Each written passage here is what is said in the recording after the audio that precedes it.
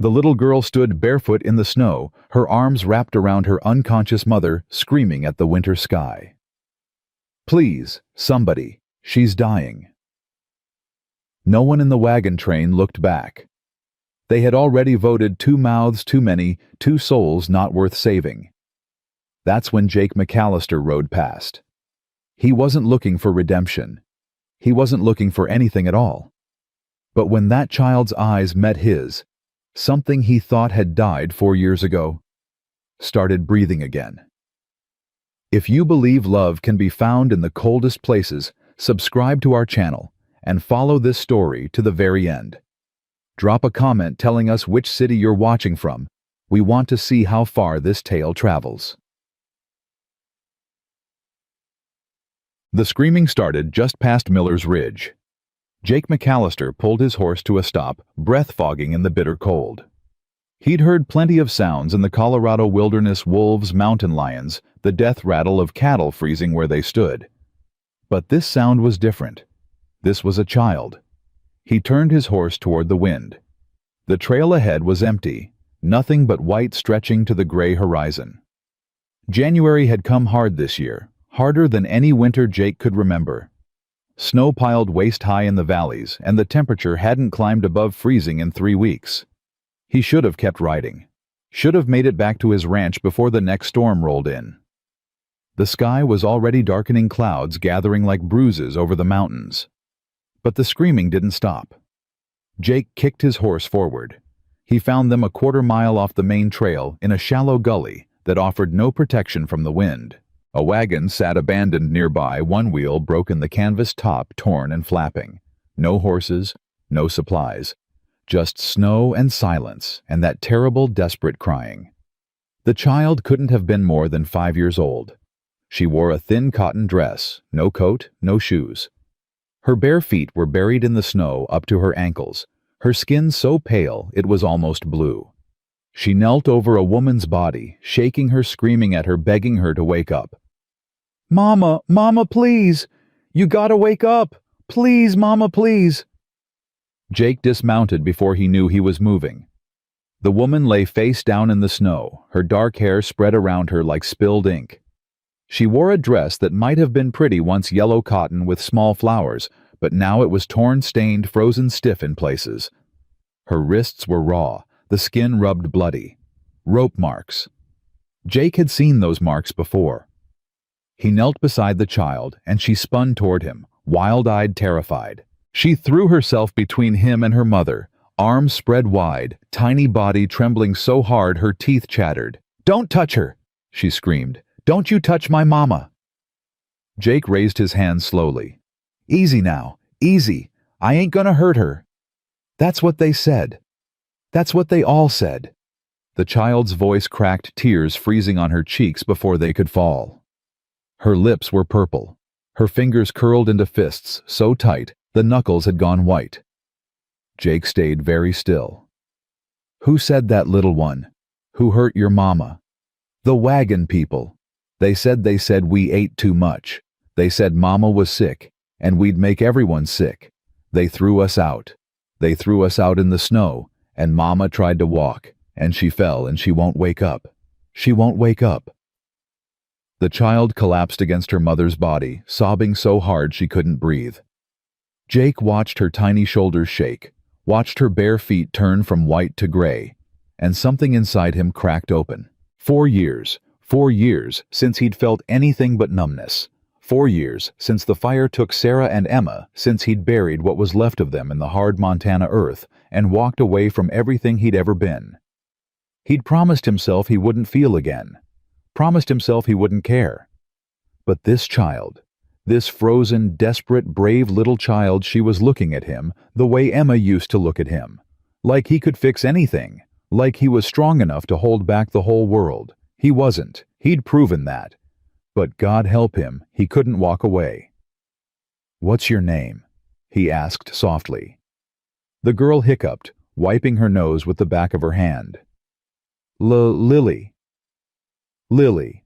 That's a pretty name." Jake shifted closer, moving slow, the way he'd approach a spooked horse. "My name's Jake. I got a ranch not far from here. Warm fire, hot food. You think maybe you and your mama might like to come with me?" Lily's eyes narrowed. Even frozen half to death, she wasn't stupid. Why? Why what? Why would you help us? Nobody helps us. Nobody ever helps us. The words hit Jake like a fist to the chest. 5 years old, and she'd already learned that lesson. 5 years old, and she'd already given up on humanity. He knew exactly how that felt. "I reckon," he said slowly, "because somebody should." Lily stared at him for a long moment. Then she looked down at her mother, at the blue lips and the still chest, and her face crumpled. "She's so cold. I tried to keep her warm. I put my hands on her face and I breathed on her fingers, like she does for me when I'm cold. But she won't. Hey." Jake reached out, hesitated, then gently touched the child's shoulder. She flinched, but didn't pull away. "Let me see her. Okay, I promise I ain't gonna hurt her. I just want to help." Lily bit her lips so hard it bled. Then slowly she moved aside. Jake pressed 2 fingers to the woman's neck. For a horrible moment, he felt nothing. Then there, faint, thready. But there. "She's alive," he said. Lily let out a sound that wasn't quite a sob and wasn't quite a laugh. "She is. She's alive. Mama's alive." Barely.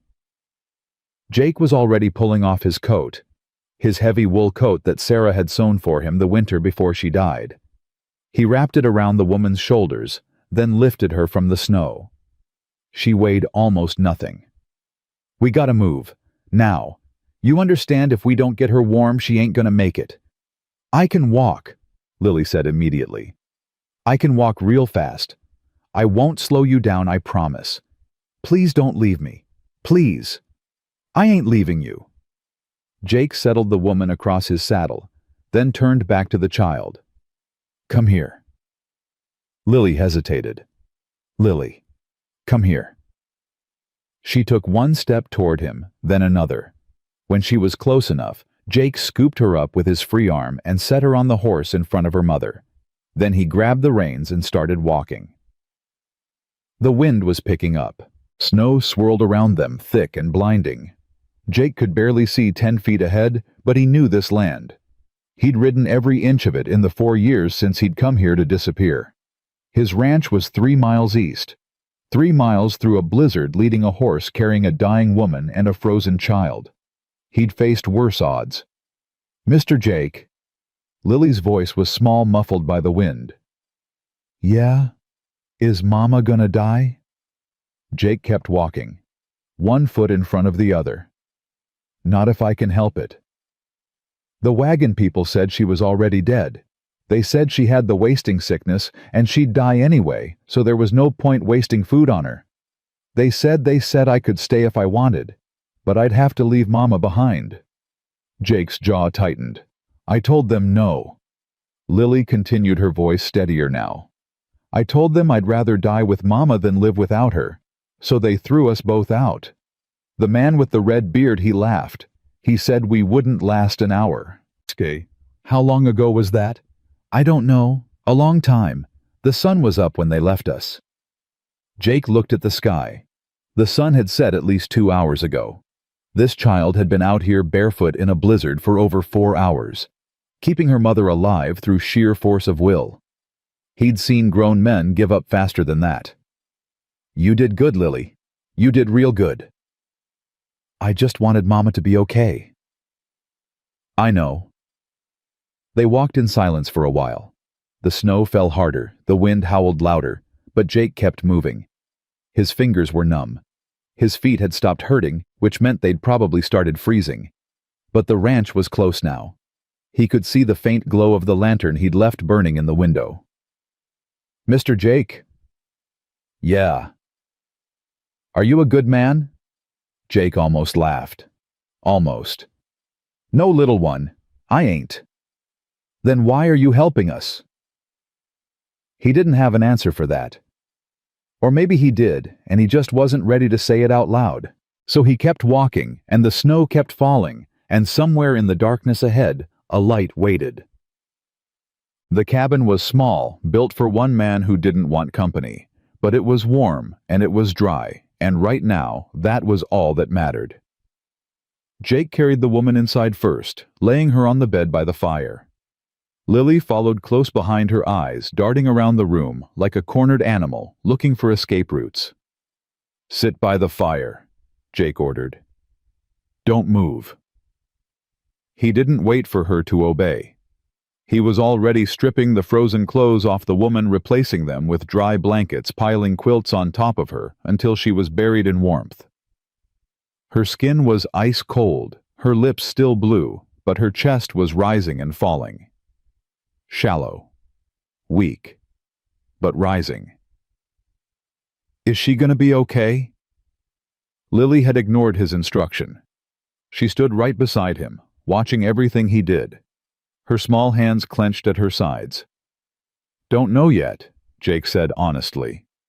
"She's been out in the cold a long time. Might take a while for her to wake up. Might—" He stopped himself. "Might not wake up at all. We just gotta wait and see." "I can help. Tell me what to do. I can help." Jake looked at the child.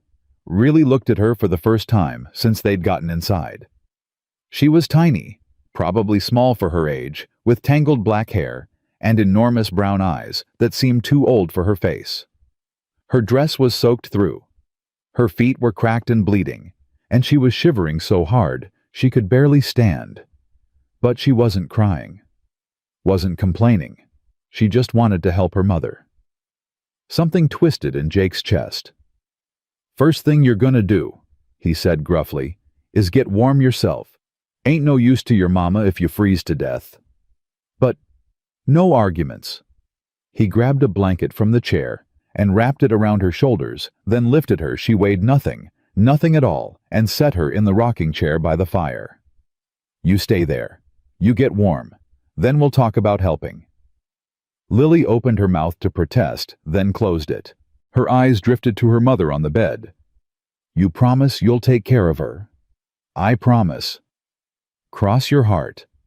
Jake hesitated. He hadn't crossed his heart since Emma was alive. It had been their thing, their special promise, the one that could never be broken. "Cross my heart," he said. Lily nodded once, then curled up in the chair, pulling the blanket tight around her. Within minutes her eyes were closed. Jake stood there for a long moment watching her sleep. Then he turned back to the woman on the bed. Up close, she was younger than he'd first thought. Late 20s, maybe. Her face was gaunt cheekbones sharp beneath skin that had gone sallow, but there was something there. Strength, maybe. Stubbornness. The kind of beauty that came from surviving things that should have killed you. He noticed the scars on her wrists again. Not just rope burns. Older marks beneath them, white and faded. She'd been tied up before. More than once. He noticed the bruise on her jaw yellowing at the edges. A week old at least. He noticed the way her hands were curled into fists, even unconscious. Like she was ready to fight. What the hell had happened to this woman? Jake pulled a chair beside the bed and sat down. He had a long night ahead of him. Chad. The fire crackled. The wind howled. And sometime around midnight, the woman opened her eyes. She came up swinging. Jake caught her wrist before her fist connected with his jaw. She screamed a raw animal sound and thrashed against him, kicking, biting, fighting like her life depended on it. "Hey, hey, easy, you're safe." She wasn't listening. Her eyes were wild, unseeing, trapped in some nightmare he couldn't follow. She clawed at his arms, his face drawing blood, and Jake let her. He didn't fight back. He just held her wrists, kept her from hurting herself, and waited. "Lily!" she screamed. "Where's Lily? What did you do with her? Where's my daughter?" "Mama!" The small voice cut through the chaos. Lily scrambled out of the rocking chair and threw herself onto the bed, wrapping her arms around her mother's neck. "Mama, I'm here. I'm here. It's okay, Mama. It's okay." The woman froze. Her wild eyes focused on the child in her arms, and something in her face shattered. She grabbed Lily and held her so tight Jake was afraid she might crush her. Lily, oh God, Lily, you're alive. You're alive. I'm okay, Mama. The man saved us. He carried us through the snow and brought us to his house and made a fire and— What man? The woman's head snapped up. Her eyes found Jake, and they went hard. Cold. Dangerous. Who are you? She demanded. What do you want? Jake raised his hands slowly, showing his palms. Name's Jake McAllister. I found you and your daughter in the snow about 5 hours ago. Brought you here to my ranch. You were half frozen, ma'am. Another hour out there, and you both would have died. Why? Why what? Why did you save us? Her voice cracked. What do you want in return? Jake understood then. The rope marks, the bruises, the way she'd come up fighting. This woman had learned that nothing in life was free, that every kindness came with a price. He leaned back in his chair. I don't want nothing. Liar. Mama. Lily tugged on her mother's sleeve. Mama, he's nice. He gave me a blanket and he crossed his heart. He'd take care of you, and he didn't even yell when I didn't stay in the chair like he told me to. The woman looked down at her daughter. Something in her expression shifted, not softening exactly, but considering. He crossed his heart.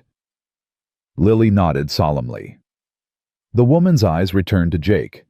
They were brown, he noticed. Dark brown with flecks of gold like autumn leaves floating in whiskey. Beautiful eyes even filled with suspicion. What's your game, Mr. McAllister? Ain't got one. Everyone's got a game. Then I reckon mine is minding my own business and trying to survive the winter. Jake stood up slowly. There's soup on the stove, bread in the box. You're welcome to stay as long as you need. When the storm breaks, I can take you to the nearest town if that's what you want. He walked toward the door. Wait. He stopped. That's it. The woman's voice was sharp with disbelief. You save 2 strangers from a blizzard, bring them to your home, give them your bed, and you don't want anything. Jake turned back. He looked at her, this fierce, damaged, beautiful woman, and then at the child curled against her side, finally safe, finally warm. I had a daughter once, he said quietly. She was about Lily's age when she died. Fire took her. Took my wife, too. He paused. I couldn't save them. Couldn't do a damn thing but watch. The woman's expression flickered. Something that might have been recognition, might have been pain. So, no ma'am. I don't want nothing from you. I just— His voice caught. He cleared his throat. I just didn't want to watch another little girl die in front of me, that's all. He turned away before she could respond and walked out into the cold. The barn was freezing, but Jake barely noticed.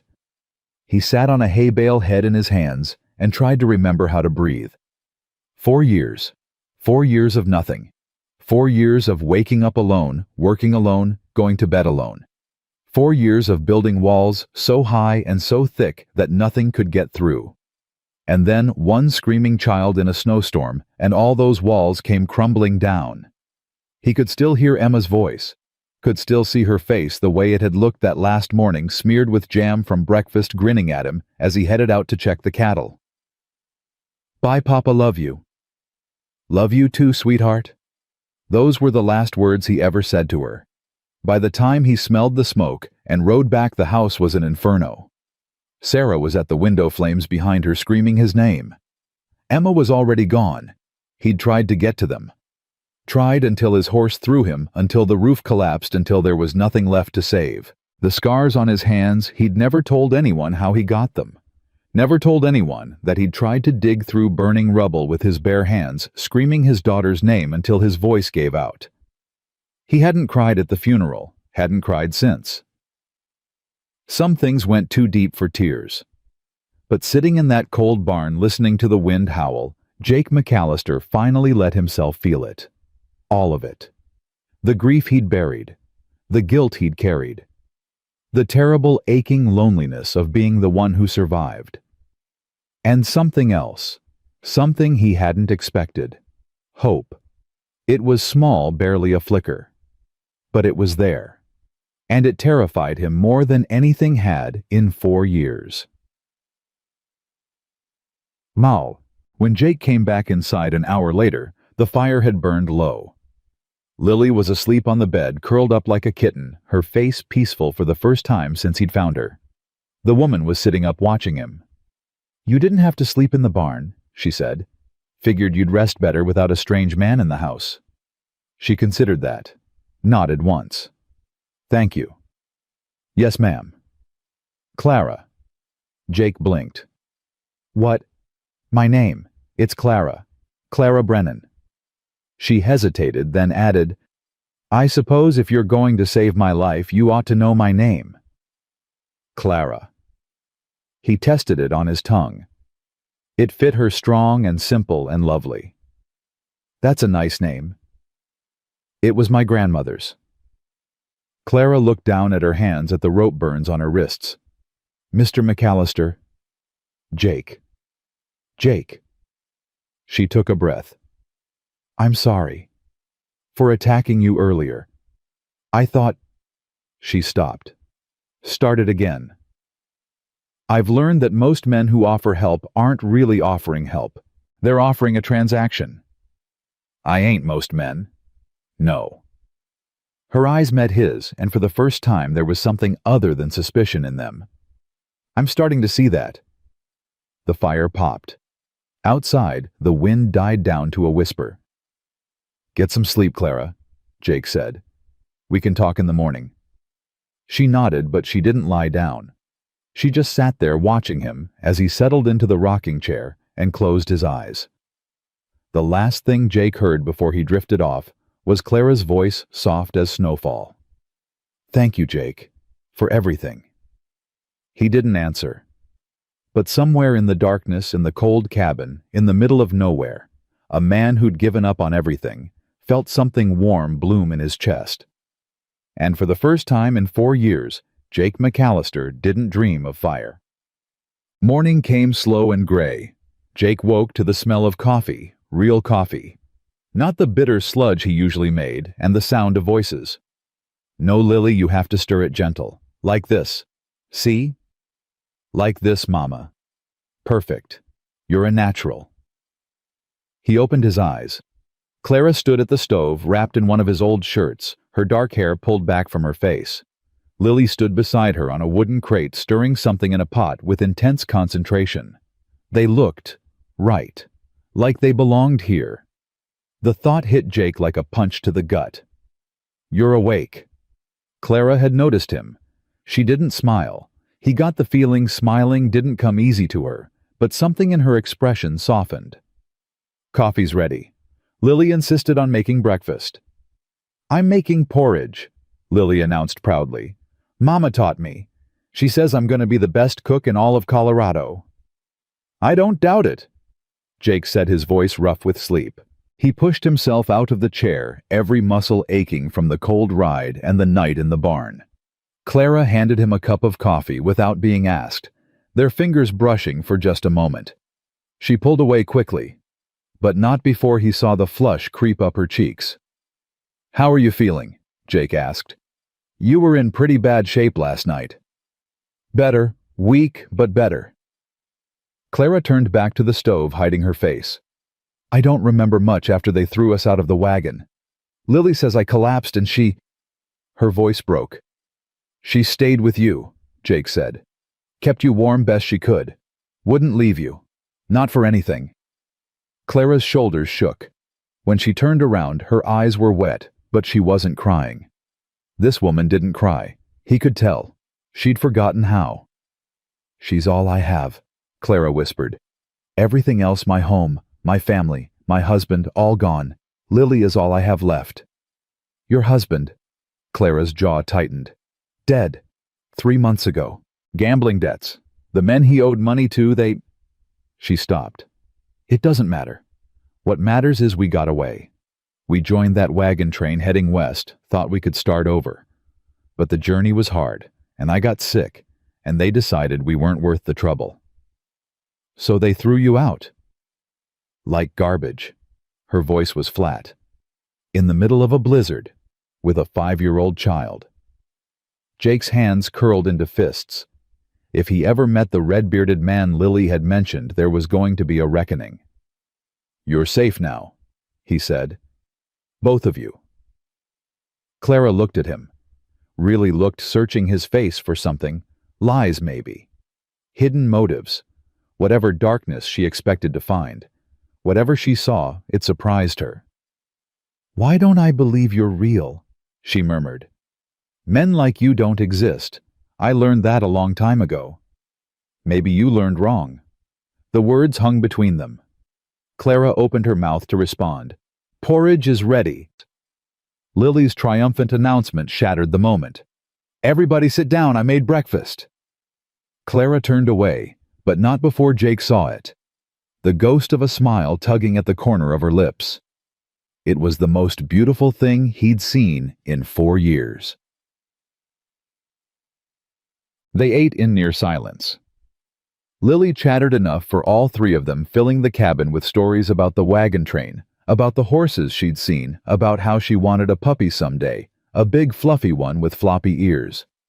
Jake listened. He'd forgotten what it was like having voices in this cabin. Having life. "Mr. Jake," Lily asked, her spoon pausing halfway to her mouth. "Yeah. Do you have any animals besides your horse?" "Got some cattle, chickens, a barn cat named Whiskey." Lily giggled. "That's a silly name for a cat." She earned it. Found her half drowned in a whiskey barrel behind the saloon in town. Figured the name fit. "Can I meet her?" Jake glanced at Clara. She gave a small nod. "Sure. After breakfast I'll introduce you." Lily beamed. And something in Jake's chest cracked open a little wider. After breakfast, Clara insisted on washing the dishes. Jake didn't argue. He'd learned pretty quick that arguing with Clara Brennan was a losing battle. So he took Lily out to the barn instead, letting her pet the horses and chase the chickens and squeal with delight when Whiskey the cat rubbed against her ankles. For a few hours, he almost forgot why they were here. Almost forgot that this wasn't real, that they were just strangers brought together by a storm, and as soon as the roads cleared, they'd be gone. The thought shouldn't have hurt as much as it did. When they came back inside, Clara was standing by the window, looking out at the snow. "It's stopping," she said quietly. "The storm. It's almost over." Jake nodded. "Should be clear by tomorrow. I can hitch up the wagon, take you to town. There's a boarding house there. Mrs. Patterson runs it. She's good people. She'll look after you until you figure out what comes next." Clara didn't turn around. "And if we don't have money for a boarding house, I'll cover it." Now she turned. "Why?" "Already told you. I don't want nothing." "That's not an answer." Jake sighed. He walked over to the fireplace, picked up the poker and stirred the embers. Anything to keep his hands busy. "When the fire took my family," he said slowly, "I wanted to die. Spent 6 months trying to drink myself into the grave. Didn't eat, didn't sleep, just existed. Then one day I woke up and realized that dying wasn't going to bring them back. All it was going to do was waste the years I had left." He set the poker down. "So I came here, built this place with my own hands. Figured if I couldn't have the life I wanted, I'd at least survive the one I got." Clara was silent for a long moment. Then softly, "That sounds lonely." "It is." Jake finally looked at her. "But lonely is safe. Lonely don't hurt." "Is that what you want, safe?" "It was. Until yesterday." The words hung in the air between them. Clara's breath caught. "Jake, I ain't asking for nothing," he said quickly. "I know you got no reason to trust me or any man. I know you're gonna leave as soon as you can, and that's fine. That's your right. But I want you to know." He paused, searching for the right words. "You and Lily, you're welcome here. For as long as you need. No strings, no expectations. Just a roof, and a fire, and someone who gives a damn whether you live or die." Clara stared at him. Her eyes were shining, But she still wasn't crying, still holding it together the way she'd probably been holding it together her whole damn life. "You barely know us," she whispered. "I know enough." "What if I'm not who you think I am? What if I'm broken, damaged? What if I hurt you?" Jake smiled. It felt strange on his face, like a muscle he'd forgotten how to use. "Then I reckon we'll be two broken people together. Can't be much worse than being one broken person alone." Clara laughed. It was short, surprised, almost painful, like she'd forgotten she could make that sound. "You're insane," she said. "Probably. I don't trust you. I know. I might never trust you. That's okay." She shook her head, but she was almost smiling. "What am I supposed to do with you, Jake McAllister?" "Stay," he said simply. "Just stay." Outside, the snow had stopped falling. The sun was breaking through the clouds, painting the world in shades of white and gold.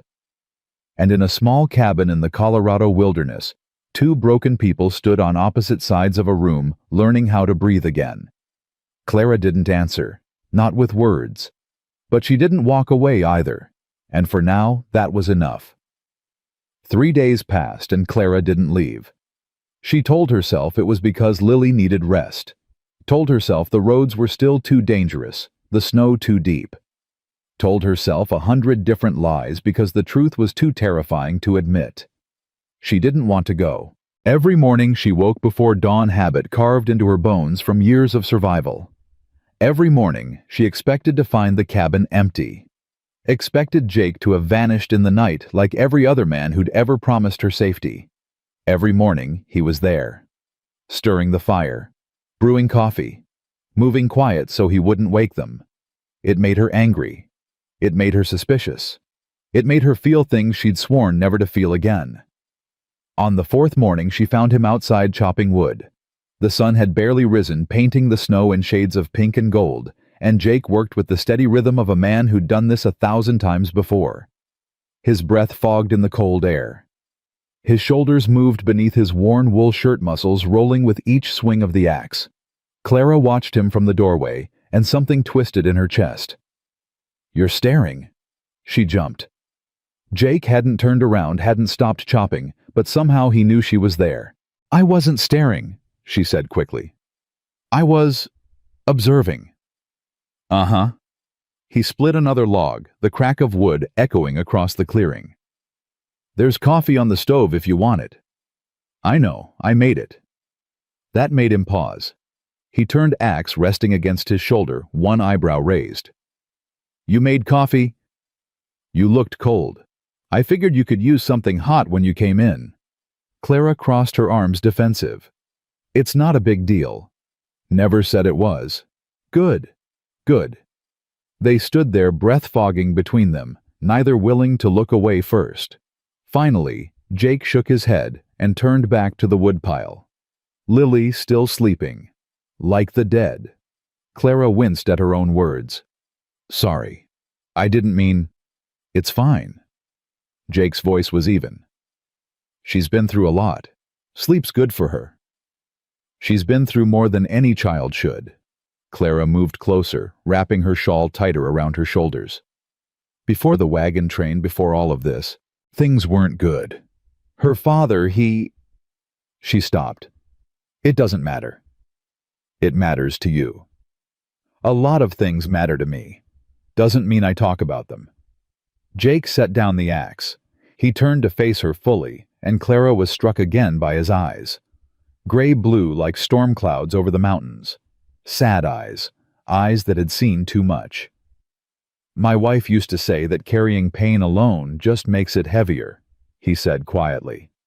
"Said that sharing it don't make it disappear, but it makes it easier to bear." "Your wife sounds like a wise woman." She was. A muscle twitched in Jake's jaw. "Smartest person I ever knew. I spent 5 years trying to be worthy of her, and I still fell short." "What happened to the fire, I mean? How did it start?" The question slipped out before Clara could stop it. She expected him to shut down, to walk away, to tell her it was none of her business. That's what she would have done. Instead, Jake took a long breath and sat down on the chopping block. "Raiders," he said. "We had a ranch up in Montana. Small place, nothing fancy, but it was ours. Sarah and I built it together after we got married. Emma was born there." His voice caught on his daughter's name. "She used to help me feed the chickens every morning. Had this little pink dress she insisted on wearing even when it got too small for her. Drove Sarah crazy, but I couldn't say no to that face." Clara lowered herself onto a nearby stump, drawn in despite herself. "The raiders came in the night," Jake continued. "I was out checking on the cattle, heard the gunshots, saw the flames. By the time I got there—" He stopped, swallowed hard. Sarah was at the window. She was screaming my name. And Emma. Emma was already— "Stop!" Clara's voice was sharper than she intended. "You don't have to. I tried to get to them, tried to break down the door, climb through the windows, anything. But the fire was too hot, too fast. The roof collapsed before I could—" Jake looked down at his hands, at the faded burn scars across his palms. "I dug through the rubble for hours, bare hands, looking for them, hoping maybe they'd found a way out. Maybe they were hiding somewhere, maybe—" He broke off. The silence stretched between them, heavy as snowfall. "I'm sorry," Clara whispered. "I shouldn't have asked." "No." Jake raised his head. "It's all right. I ain't told that story to anyone in 4 years. Maybe it's time. Why me?" The question hung in the air. Jake held her gaze for a long moment, something unreadable in his expression. "Because you understand," he said finally. "Don't you? You know what it's like to lose everything and still have to keep breathing." Clara's throat tightened. She wanted to deny it, wanted to keep her walls up, wanted to stay safe behind the armor she'd spent years building. But something about this man, this quiet, broken, stubborn man, made her want to tell the truth. "My husband sold me." The words came out flat, emotionless, like she was reading from a newspaper. It was the only way she could say them. 3 months before he died, he ran up gambling debts he couldn't pay. The men he owed, they came to collect. And Thomas, my husband, he offered them a trade. Clara's hands curled into fists in her lap. "Me. He offered them me." Jake went very still. "They kept me in a basement for 2 weeks. Did things I can't—" She shook her head. "Lily was with Thomas's sister. They didn't know about her, thank God. When Thomas was killed in a card game, the debt was considered settled. They let me go." "Clara." "I'm not finished." She forced herself to keep talking to get it all out before she lost her nerve. "I took Lily, and I ran. Spent everything I had to get us on that wagon train heading west. I thought if we could just get far enough away, start over somewhere new, we could forget. We could heal." A bitter laugh escaped her. "Turns out you can't outrun your past. It just follows you and waits for the right moment to drag you back down." Jake was quiet for a long moment. Then he stood, walked over to where she sat, and did something that made Clara's breath catch in her throat. He knelt in front of her. Slowly, carefully, he reached out and took her hands in his. His grip was gentle, so gentle, like he was holding something precious. "Listen to me," he said, his voice low and fierce. "What happened to you that wasn't your fault? None of it. Your husband, those men, the wagon train, none of them deserved you. None of them saw what you really are. And what's that? Strong." Jake's eyes held hers. Brave. A fighter. A mother who would walk through a blizzard barefoot to keep her daughter safe. His thumb brushed across her knuckles. "You ain't broken, Clara. You're just scarred. Like me. And scars, they ain't weakness. They're proof you survived." Clara stared at him. No one had ever said anything like that to her. No one had ever looked at her the way Jake was looking at her now. Not with pity, not with judgment, but with something that looked almost like awe. "You don't know me," she whispered. "I know enough. I might hurt you." "You might. I can't promise anything. I ain't asking you to." She should have pulled away. Should have retreated behind her walls, kept herself safe, protected what was left of her shattered heart. Instead, she squeezed his hands back. "You're a fool, Jake McAllister. Been told that before. I'm difficult and stubborn, and I have nightmares that wake me up screaming. So do I. I don't know how to trust anymore. Then we'll figure it out together." Clara felt something crack inside her. Not break, she'd been broken too many times. This was different. This felt like ice melting, like the first thaw of spring after a long, hard winter. "Why?" she asked, her voice barely audible. "Why do you care so much?" Jake was quiet for a moment. When he spoke, his voice was rough with emotion. "Because for 4 years I've been walking around like a dead man, going through the motions, waiting to die without having the courage to actually do it." He paused. "And then I found you and Lily in that snow, and for the first time since the fire, I felt something. Something that wasn't grief or guilt or anger." "What did you feel?" "Purpose." His eyes shone. "Like maybe God or fate or whatever you want to call it gave me a second chance. Like maybe I wasn't put on this earth just to suffer. Maybe I was put here to help someone, to protect someone, to—" He trailed off. "To what?" "To love again." The words came out barely louder than a whisper. "Even if it scares the hell out of me." Clara's heart pounded against her ribs. This was too fast. Too much. She barely knew this man, and here he was kneeling in the snow, talking about love, like it was something real, something possible, something that wouldn't eventually destroy them both. But when she looked into his eyes, those sad, honest, hopeful eyes, she couldn't find a single lie. "Mama." The small voice shattered the moment. Clara yanked her hands back, turning to find Lily standing in the doorway, rubbing sleep from her eyes. "Mama, I'm hungry." Clara stood quickly, brushing snow from her skirt. "I'll make breakfast, sweetheart. Go back inside where it's warm." "Is Mr. Jake okay? Why is he sitting in the snow?" Jake pushed himself to his feet, wincing slightly. "I'm fine, little one. Just having a talk with your mama." "Oh." Lily considered this. "Can I have pancakes?" "We don't have the ingredients for—" Clara started.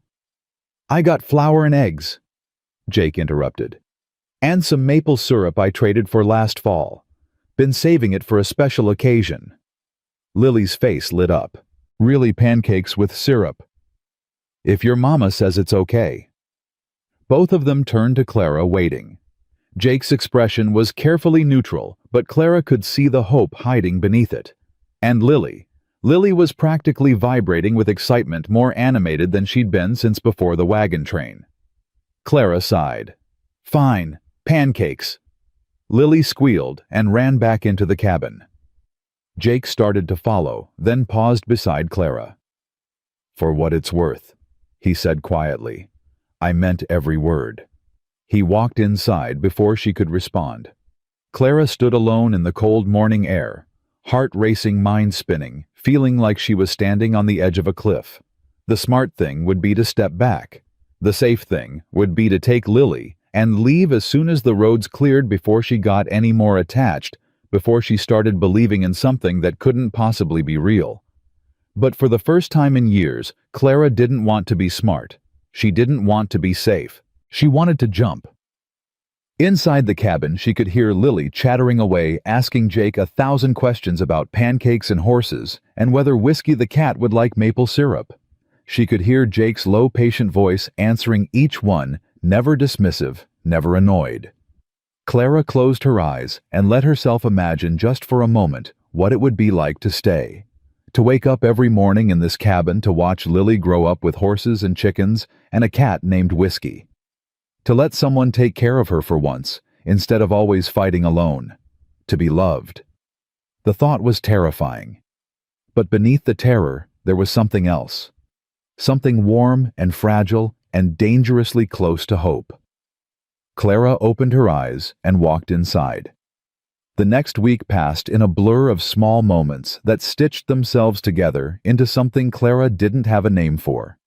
Mornings began with coffee and quiet conversations, Jake and Clara talking in hushed tones while Lily slept.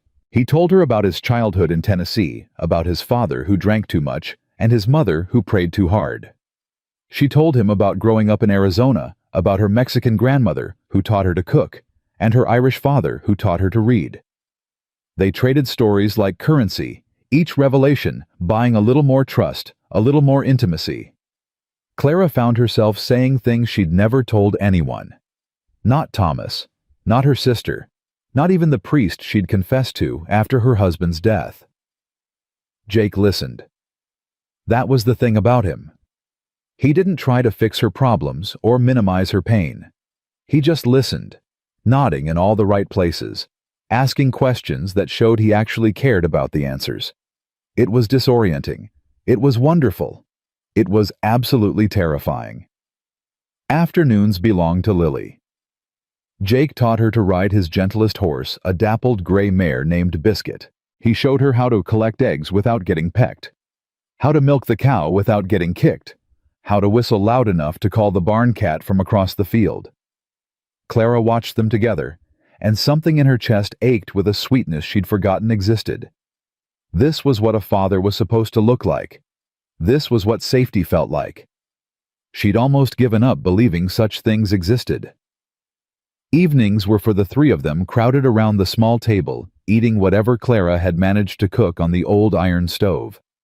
Jake declared her cornbread the best he'd ever tasted, and even though Clara knew he was exaggerating, she felt a flush of pride that lasted for hours.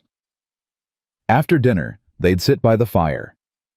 Jake would whittle he was making something for Lily, though he wouldn't say what while Clara mended clothes or read aloud from the small collection of books Jake kept on a shelf by the window. Lily would curl up between them, fighting sleep until her eyes finally surrendered. Those were the moments Clara held closest. The quiet moments. The peaceful moments. The moments that felt like home. On the 8th night, Clara woke to find Jake gone. She sat up, heart-pounding old fears clawing at her throat. He'd left. Of course he'd left. They all left eventually, didn't they?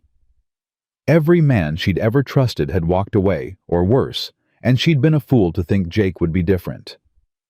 Then she heard it. A low sound coming from outside the cabin. Not words, not exactly. More like singing. Clara wrapped a blanket around her shoulders and crept to the door. Jake stood in the snow face, tilted toward the sky, singing something soft and sad in a language she didn't recognize. His voice was rough, untrained, but there was a beauty to it that made Clara's breath catch. The melody rose and fell like waves, like grief, like prayer. She didn't mean to speak. The word just slipped out. Jake. He turned. In the moonlight, she could see the tears on his cheeks. Sorry, he said hoarsely. Didn't mean to wake you. What were you singing? Old Cherokee lullaby. My mother taught it to me when I was small. He wiped his face with the back of his hand. I used to sing it to Emma, every night before bed. She said it helped her sleep. Clara walked toward him, snow crunching beneath her bare feet. You should go back inside, Jake said. It's freezing out here. So should you. I will. Just needed a minute. Does it help, the singing? Jake was quiet for a long moment. Some nights. Other nights nothing helps. Other nights I just have to sit with it until morning. Clara reached out and took his hand. His fingers were ice cold, trembling slightly. You don't have to sit with it alone, she said. Jake looked at her. Something shifted in his expression, something raw and vulnerable and terribly young. I don't know how to do this, Clara, any of this. I've been alone so long I forgot how to be anything else. Then we'll figure it out together. She was echoing his own words back to him, and from the way his breath caught, he knew it. You deserve better than me, he whispered. Maybe, but you're what I want. The words hung in the frozen air between them. Clara hadn't meant to say them, hadn't meant to admit even to herself that she'd started wanting things again. But there they were, undeniable and true. Jake's hand tightened around hers. If I kiss you right now, he said slowly, is that okay? Clara's heart hammered against her ribs. Yes. He leaned in slow and careful, giving her every chance to pull away. His lips brushed hers, soft as snowfall, tentative as a question. She answered by kissing him back. It wasn't passionate, it wasn't desperate. It was gentle and sad and full of something that felt like hope, like two broken people finding something worth holding on to in the wreckage of their lives. When they finally pulled apart, Jake rested his forehead against hers. I'm scared, he admitted. So am I. I might mess this up. You might. You're still willing to try? Clara thought about all the reasons she shouldn't, all the ways this could end badly, all the pain she'd already survived and wasn't sure she could survive again. Then she thought about Lily sleeping peacefully for the first time in months, about mornings full of coffee and conversation, about the way Jake looked at her like she was something worth protecting. Yes, she said. I'm willing to try. Jake smiled. It transformed his whole face, chasing away the shadows, making him look younger, lighter, almost happy. Then let's go inside before we freeze to death. Can't start a new life if we're dead. Clara laughed, the sound startling them both. She couldn't remember the last time she'd laughed. Hand in hand, they walked back into the cabin, back to the warmth, back to whatever came next.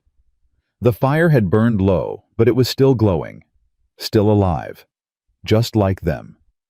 2 weeks of peace.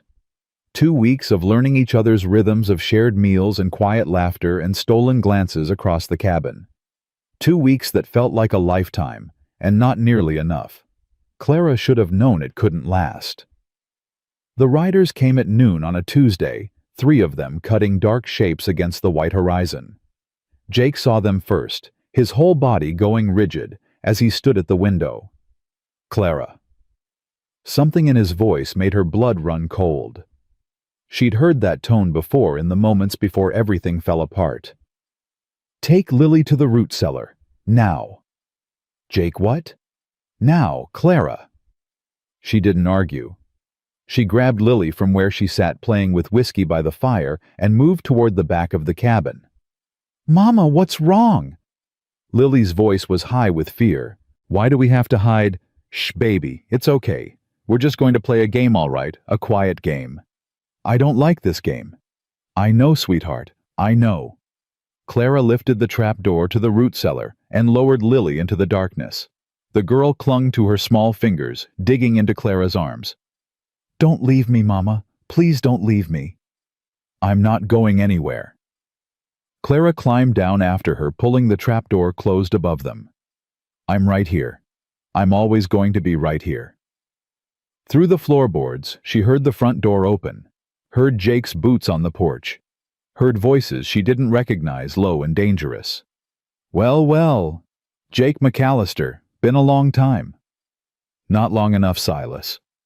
Clara's heart stopped. Silas. She knew that name. Knew it the way you know your worst nightmares, the ones that chase you even when you're awake. Silas Crawford. The man who'd bought her from Thomas. The man who'd kept her in that basement for 2 weeks, who'd done things to her that still made her wake up screaming.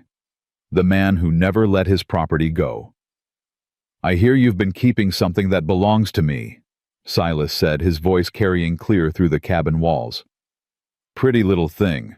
Dark hair. Mexican eyes. Ring any bells? I don't know what you're talking about. Don't play dumb with me, McAllister. One of my boys spotted her in town last week. Said she was buying supplies at the general store, big as life. Said there was a kid with her, too. A pause. Now, I don't rightly care about the kid. But that woman, she cost me a considerable sum, and I intend to collect on my investment. She ain't here. Is that so? Then you won't mind if we take a look around. Clara pressed her hand over her mouth, stifling the sob that threatened to escape. Lily trembled against her, silent but shaking, and Clara pulled her closer, trying to shield her from the horror unfolding above their heads. You ain't setting foot in my house. Now see, that's where you're wrong. Silas's voice dripped with false pleasantry. I've got 3 guns to your 1.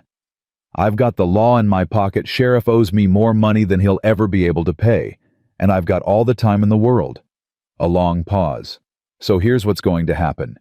You're going to step aside and my boys are going to search this cabin. If the woman's not here, we'll apologize for the inconvenience and be on our way. But if she is, then you and I are going to have a very different kind of conversation. The silence stretched so long that Clara thought she might go mad from it. Then Jake spoke, his voice low and steady. You should know something, Silas. What's that?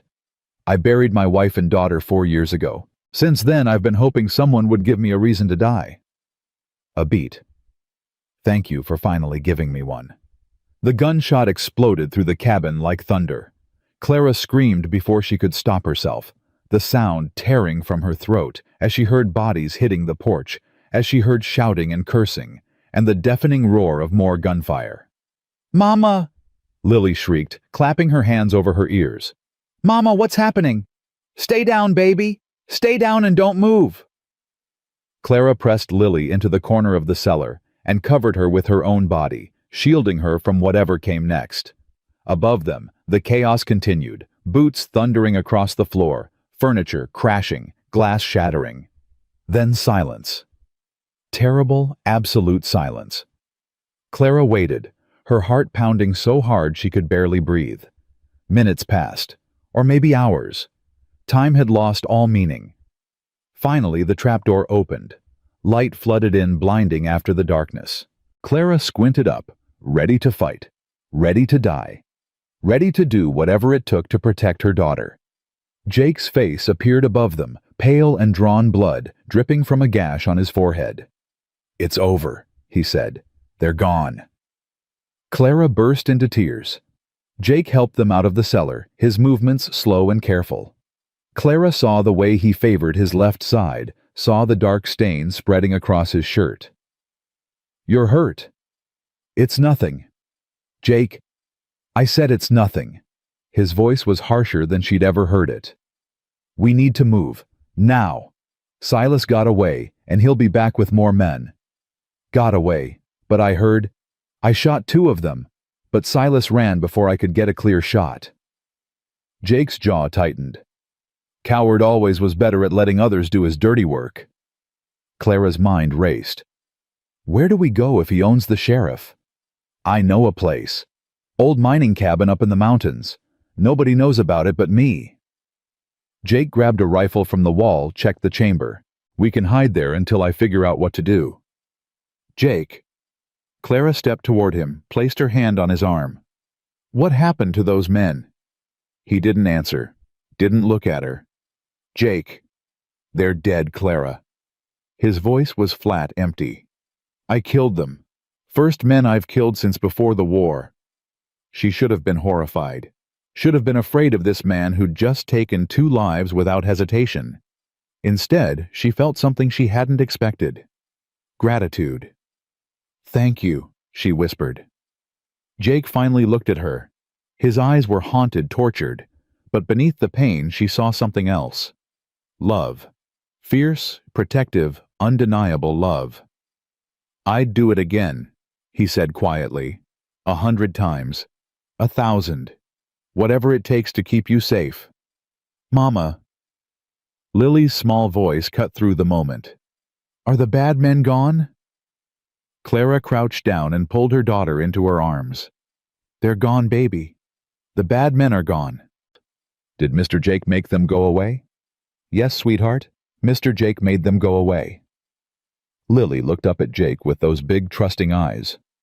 Thank you, Mr. Jake. Jake's expression crumbled. Just for a moment, just a flash of raw emotion before he pulled himself back together. But Clara saw it. Saw the war raging inside him, the guilt and the grief, and the desperate need to protect.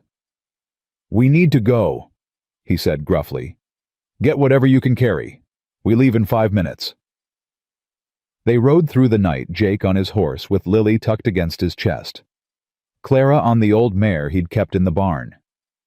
The wind cut like knives, the cold seeping through their clothes, but nobody complained.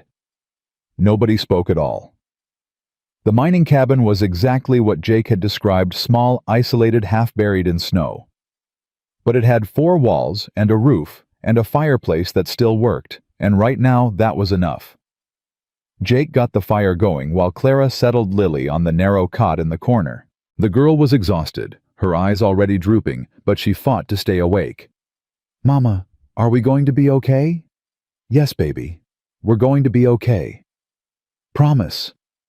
Clara stroked her daughter's hair, remembering all the promises she'd made over the years. Promises she couldn't keep, promises that had turned to ash in her mouth. "I promise," she said anyway. Because sometimes hope was all you had. Lily's eyes finally closed.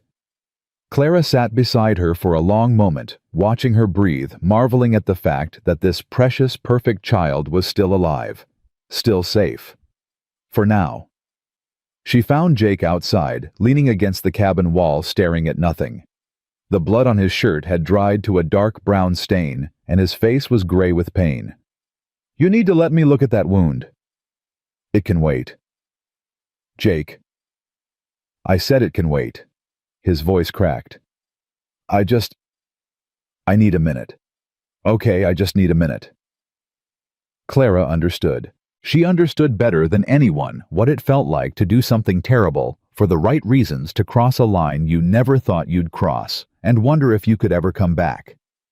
She didn't push. She just stood beside him, shoulder to shoulder, letting him know he wasn't alone. Finally, Jake spoke. "I thought I was done with killing. You were protecting us."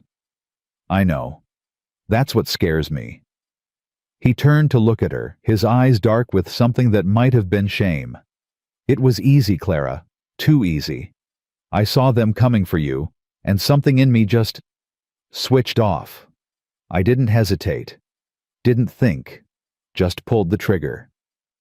"That's not a bad thing." "Isn't it?" Jake laughed, a bitter, broken sound. "I used to be a deputy sheriff, did I tell you that, back in Kansas before the war? I believed in law and order, believed that civilized men solved their problems with words, not bullets. That was before. Before what? Before the world taught you different." Jake stared at her. "How do you do that?" "Do what?" "Make everything seem so simple." "It is simple." Clara reached up and touched his face, feeling the rough stubble beneath her fingers. "Good men do terrible things sometimes. That doesn't make them evil. It makes them human." "I don't feel human right now." "Then let me help you remember." She kissed him. Not gentle this time, not tentative. This kiss was fierce and desperate and alive, a declaration and a promise and a challenge all at once. Jake responded in kind. His arms wrapped around her, pulling her close, and for a few precious moments there was nothing in the world but the two of them holding on to each other in the darkness. When they finally broke apart, both of them were breathing hard. "Clara," Jake said, his voice rough, "I need you to know something." "What?" "Whatever happens, whatever Silas does, whatever comes next, I'm not letting him take you. You understand, I'll die before I let him touch you again." "Don't say that." "It's the truth." "Then make me a different promise." Clara gripped his shirt, pulling him closer. "Promise me you'll live. Promise me you'll fight like hell and come back to me. Promise me you won't give up." "Clara." "Promise me, Jake." He was quiet for a long moment. Then slowly he nodded. "I promise." "Cross your heart." Something flickered in his eyes, something that might have been hope. "Cross my heart." 3 days passed in the mining cabin. 3 days of waiting, watching, wondering when Silas would come. Jake spent most of his time outside, keeping watch, checking the perimeter, doing everything he could to prepare for the attack they both knew was coming. His wound was healing, though he still moved like a man held together by sheer stubbornness. Clara stayed with Lily, trying to maintain some semblance of normalcy. She taught her daughter letters, traced them in the frost on the window. She told her stories, the same ones her grandmother had told her when she was small. She held her close at night when the nightmares came. On the 4th morning, Jake came inside with news. "I'm going into town." Clara's blood went cold. What no? That's exactly what Silas wants. I know, but we can't hide up here forever. We're running low on supplies, and Lily needs medicine for that cough. He glanced at the cot where Lily lay sleeping, her breathing raspy and wet. I'll be careful. In and out. Just a few hours. Let me go instead. Absolutely not. Jake. Clara. He crossed to her, took her hands in his. If something happens to me, you take Lily and you run. There's money hidden in the floorboard by the fireplace, enough to get you to California, maybe Oregon. Start over where nobody knows your name. I'm not leaving without you. You will if you have to. For Lily. Clara wanted to argue, wanted to scream and cry and beg him not to go. But she looked at her daughter, at the fever flush on her cheeks and the rattle in her chest, and she knew he was right. Come back to me, she whispered. You promised. I always keep my promises. He kissed her long and deep, like he was memorizing the feel of her lips. Then he pulled away, grabbed his rifle, and walked out the door. Clara watched him right away until he disappeared over the ridge. Then she sat down, put her head in her hands, and prayed. The hours crawled by. Clara paced the small cabin, checking on Lily, adding wood to the fire, looking out the window every few minutes, even though she knew it was too soon for Jake to return. The waiting was agony. The silence was worse. Late afternoon, Lily woke up. Mama, where's Mr. Jake? He went to get you some medicine, sweetheart. He'll be back soon. I miss him. Clara's throat tightened. I know, baby. I miss him too. Mama? Lily's voice was small, hesitant. Is Mr. Jake going to be my new papa? The question hit Clara like a physical blow. She sat down on the edge of the cot, gathering her daughter in her arms. Would you like that? She asked carefully. If Mr. Jake was your papa. Lily nodded against her chest. He's nice. He teaches me things. He doesn't yell like my old papa did. A pause. And he makes you smile. You never used to smile, Mama, but now you do. Clara closed her eyes, tears spilling down her cheeks. I smile because of you, baby. And yes, because of Mr. Jake, too. So he can be my papa. We'll see, sweetheart. We'll see. She held Lily until the girl fell asleep again, her small body burning with fever. Clara pressed a cool cloth to her forehead and tried not to think about what would happen if Jake didn't come back. If Silas found him in town. If everything they'd built in these few short weeks came crashing down. The sun was setting when she heard the hoofbeats. Clara grabbed the rifle Jake had left her and moved to the window, heart pounding. One rider. Coming fast. Please, she prayed. Please let it be him. The horse crested the ridge, and Clara's knees nearly buckled with relief. Jake! She threw open the door and ran outside, not caring about the cold, not caring about anything except the man climbing down from his horse. You came back. Told you I would. She threw herself into his arms, and he caught her, held her, buried his face in her hair. I got the medicine, he said against her ear. And something else. What? Jake pulled back, and Clara saw something in his expression she hadn't seen before. Hope. Real, genuine hope. Silas is dead. The words didn't register at first. What? Found him in the alley behind the saloon. Someone stabbed him, robbed him blind. Sheriff said it was probably one of his own men. Turns out Silas owed a lot of people money. Jake shook his head, almost disbelieving. It's over, Clara. It's really over. Clara stared at him. Then she started to laugh, and cry, and laugh some more. It's over. She repeated the words, tasting like freedom. It's really over. It's really over. She kissed him then in the fading light, in the cold mountain air, with the taste of tears on her lips and the weight of years lifting off her shoulders. Inside the cabin, Lily coughed in her sleep. Outside, the sun set on the worst chapter of Clara's life. And somewhere in the darkness, a new story was beginning. The medicine worked faster than Clara had dared to hope. Within 3 days, Lily's fever broke. Within a week she was up and walking, pestering Jake with questions about horses and demanding to know when she could go back to playing with Whiskey the cat. They returned to the ranch on a Sunday morning, the sun bright on the snow, the air crisp and clean. Clara held her breath as they crested the final ridge, half expecting to find the cabin burned to the ground, destroyed by Silas's men in their absence. But there it stood exactly as they'd left it. Solid. Safe. Waiting. "We're home," Lily whispered, her voice full of wonder. Clara looked at Jake. He was staring at the cabin with an expression she couldn't quite read. "Jake, you okay?" "Yeah." He cleared his throat. "Yeah, I never thought I'd hear that word again." "What word?" "Home." Clara reached over and took his hand. Their fingers intertwined, and something settled in her chest. Something that felt like belonging. "Let's go home," she said. The days that followed were gentle ones. Jake threw himself into repairing the damage from the attack, replacing the broken window, fixing the splintered door frame, scrubbing the bloodstains from the porch until no trace remained. Clara understood what he was doing. He was erasing the violence, trying to make the cabin feel safe again. She helped where she could, but mostly she focused on Lily. The child had bounced back remarkably well, as children often do, but Clara caught glimpses of the trauma lurking beneath the surface.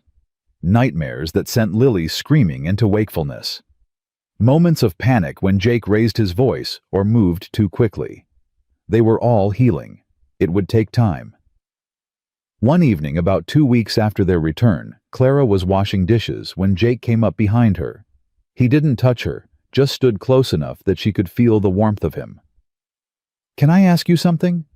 "Of course." "Are you happy here?" Clara turned to face him, drying her hands on her apron. "What kind of question is that?" "An honest one." Jake's eyes searched her face. "I know this ain't the life you imagined.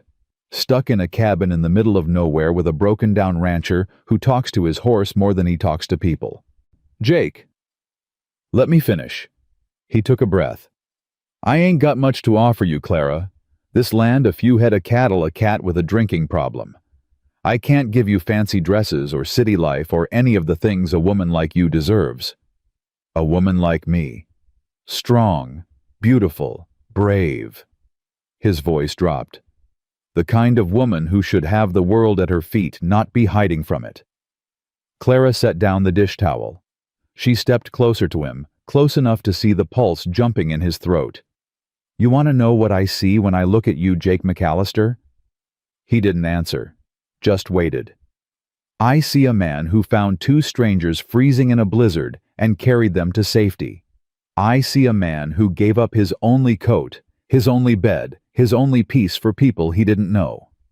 I see a man who killed to protect us, and cried about it afterward because he's got a soul that hasn't hardened past feeling." She reached up and touched his face, her palm against his cheek. "I see a man who lost everything and still had enough love left over to save us." Her voice cracked. "So don't you dare tell me you ain't got much to offer. You're the best thing that's ever happened to me, to us." Jake's eyes glistened. "Clara, I love you." The words came out before she could stop them, before she could think about whether it was too soon, too much, too dangerous. They hung in the air between them, fragile and terrifying and true. Jake's breath caught. For one horrible moment Clara thought she'd made a mistake, pushed too far too fast. Then his hands came up to cup her face, gentle as prayer. "Say it again." "I love you." Again. "I love you, Jake. I love you." He kissed her like a drowning man gasping for air, like she was the only solid ground in a world that had been shifting beneath his feet for years. Clara melted into him, her fingers tangling in his hair, her heart pounding against her ribs. When they finally broke apart, both of them were trembling. "I love you too," Jake said hoarsely. "God help me, I love you so much it scares me." "Then we can be scared together." He laughed, a sound so unexpected that it made Clara laugh too. They stood there in the kitchen, foreheads pressed together, laughing like fools, and Clara thought this must be what joy felt like. This lightness, this warmth, this sensation of being exactly where you were meant to be. "Mama." "Mr. Jake, why are you laughing?" Lily stood in the doorway, rubbing her eyes, her nightgown trailing on the floor. "Nothing, sweetheart," Clara said, stepping back from Jake. "We were just being silly. Grown-ups are weird." "You got that right, little one," Jake agreed. He crouched down to Lily's level. "What are you doing out of bed?" "I had a bad dream." "Again?" Lily nodded, her lower lip trembling. "The bad man was chasing us, and you weren't there to make him go away." Jake's expression softened. He opened his arms, and Lily ran into them, burying her face against his shoulder. "Listen to me, Lily. That bad man is never coming back. You understand? He's gone forever, and I'm not going anywhere. I'm going to be right here every single day, keeping you and your mama safe. Promise. Cross my heart." Lily pulled back, studying his face with that solemn intensity only children possess. "Mr. Jake." "Yeah. Can I call you something different?" Jake went still. Clara held her breath. "What do you want to call me, sweetheart?" Lily bit her lip. Her eyes flicked to Clara, then back to Jake. "Mama says maybe one day you could be my papa. Is that true?" Clara's heart stopped. Jake swallowed hard. When he spoke, his voice was rough with emotion. "Would you want that, for me to be your papa?" "Yes." No hesitation, no doubt. "My other papa was mean. He yelled and threw things and made Mama cry. But you're not like that. You're good.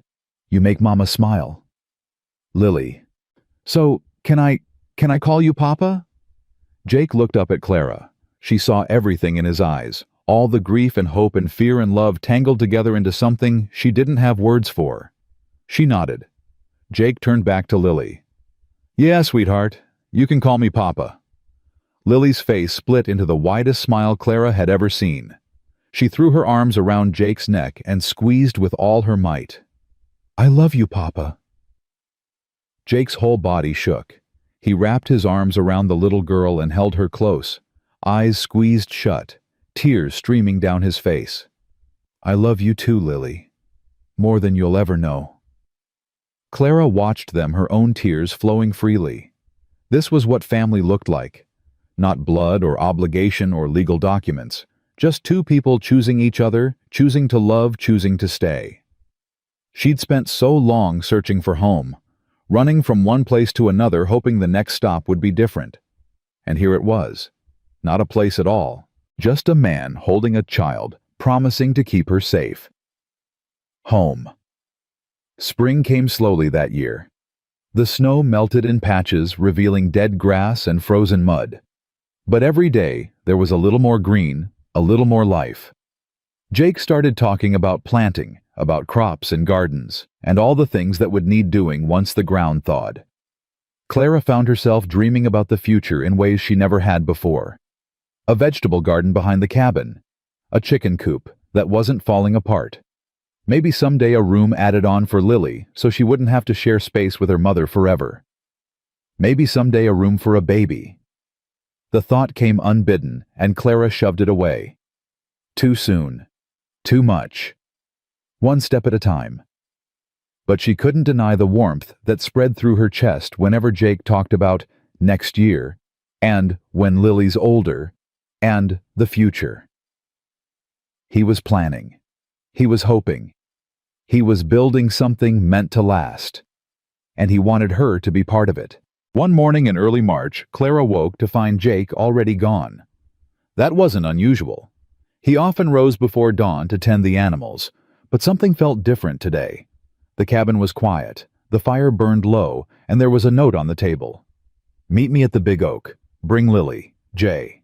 Clara frowned. The Big Oak was a 20-minute walk from the cabin, a massive tree at the edge of Jake's property that he'd once told her was older than the nation itself. She had no idea why he'd want to meet there. "Lily, sweetheart, wake up." 5 more minutes. Papa wants us to meet him somewhere. We have to go." That got Lily's attention. She scrambled out of bed, suddenly wide awake. "Where is it a surprise? I love surprises." "I don't know, baby. Let's go find out." They bundled up against the lingering cold and set off through the melting snow. Lily chattered the whole way, her breath puffing white in the morning air, her small hand clutched tight in Clara's. As they approached the big oak, Clara saw Jake standing beneath its branches. He was dressed in his best clothes, the clean shirt, the wool vest, the boots he only wore to church. In his hands, he held something small. "What's going on?" Clara asked as they drew near. Jake didn't answer right away. He looked at her, then at Lily, then back at her again. His expression was strange, almost nervous. "I've been thinking," he said slowly. "About what?" "About a lot of things. About my life before you came. About what I want my life to be now." He paused.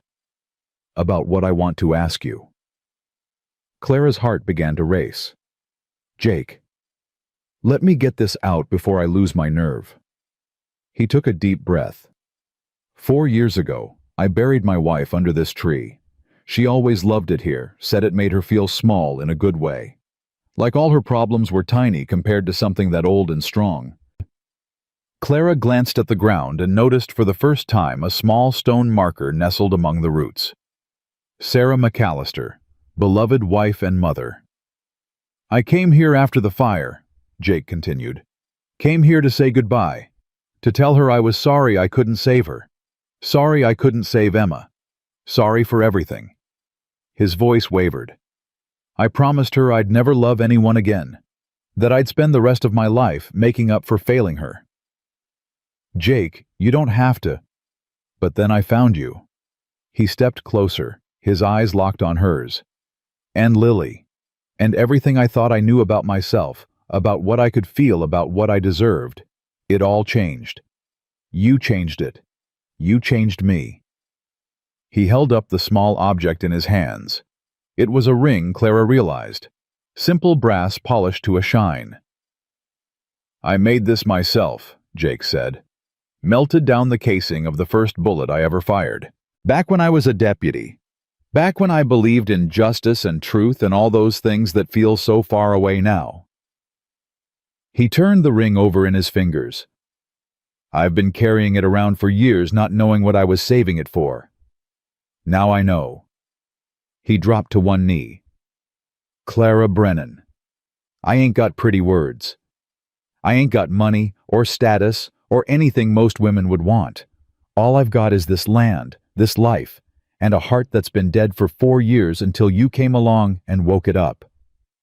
Clara couldn't breathe, couldn't think, couldn't do anything but stare at this man kneeling in the melting snow, offering her everything he had. "I love you," Jake said. "I love your strength and your fire and the way you look at me like I'm worth something. I love your daughter like she's my own. I want to spend the rest of my life earning the trust you've given me, being the man you deserve, building something real and good and lasting." He held up the ring. "Will you marry me?"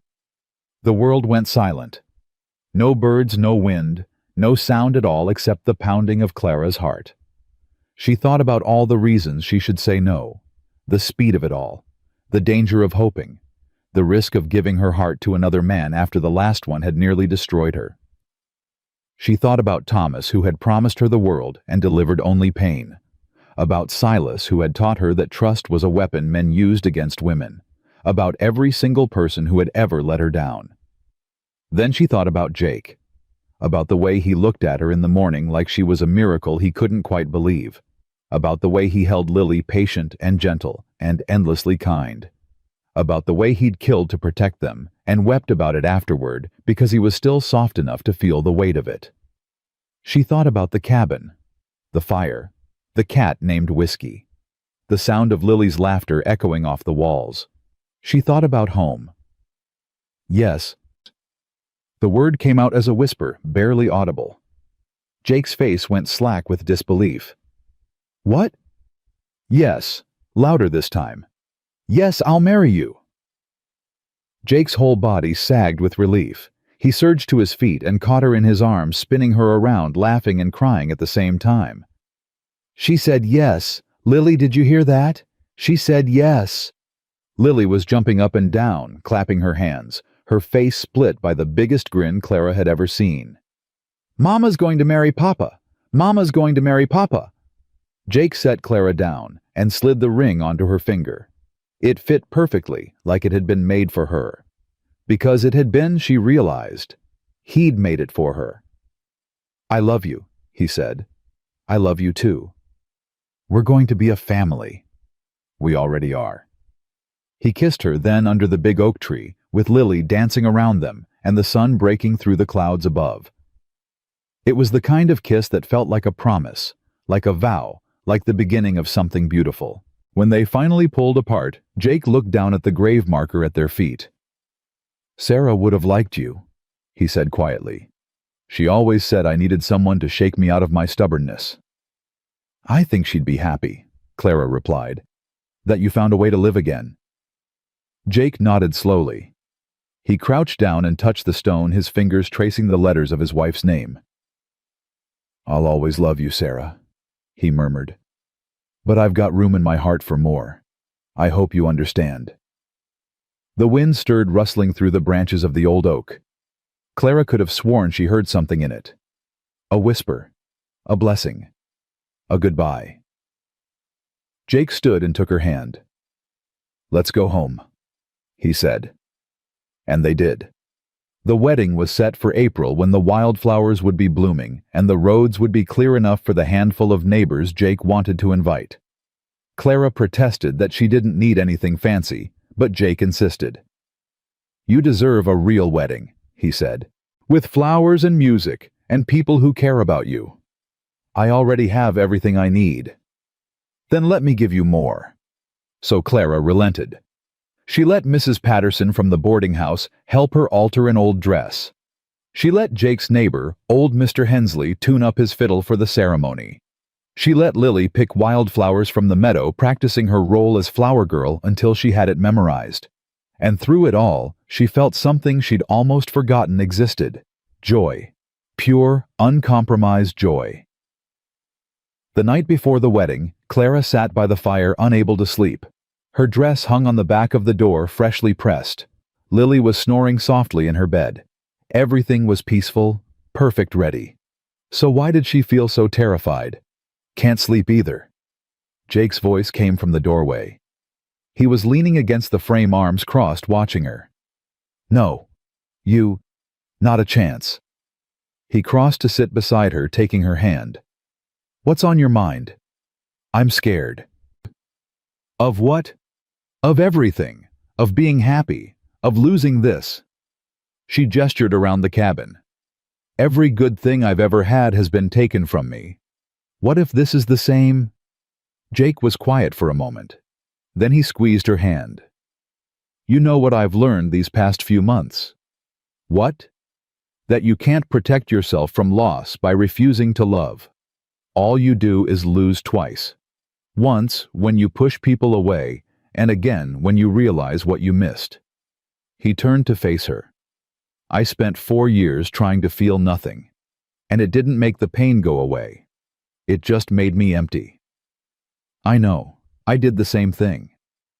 So let's do something different. Let's love each other anyway. Let's be happy anyway. And if the worst happens, he paused. Well, at least we'll have had this. Clara looked at him, this man who had found her in a blizzard and carried her to safety. This man who had killed for her and cried for her and asked her to be his wife. I'm going to spend the rest of my life loving you, Jake McAllister. Promise. Cross my heart.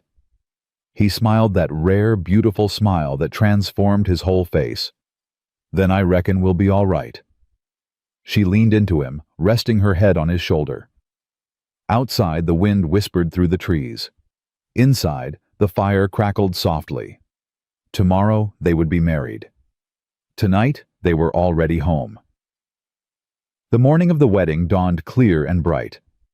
Clara woke to the sound of birdsong, the first she'd heard since winter began. She lay still for a moment, letting the reality sink in.